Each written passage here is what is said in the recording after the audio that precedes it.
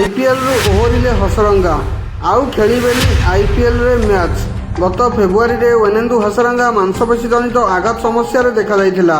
ए पर्यंत सुस्थ होई नथिबारु से एही लीग रु ओहरिबाकू बाध्य होइछंती। तांकू निलाम रे लखनऊ सुपर जायंट्स एलएसजी 2 कोटी टंका रे किनिथिला।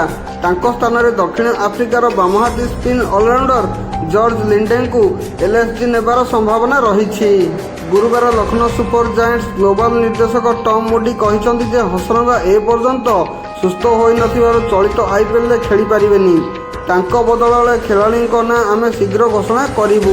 आहत जनित समस्या जोगु हसरंगा प्राय 2 मास हेब प्रतियोगितार मूलक क्रिकेट अंशग्रहण करिनाहांती।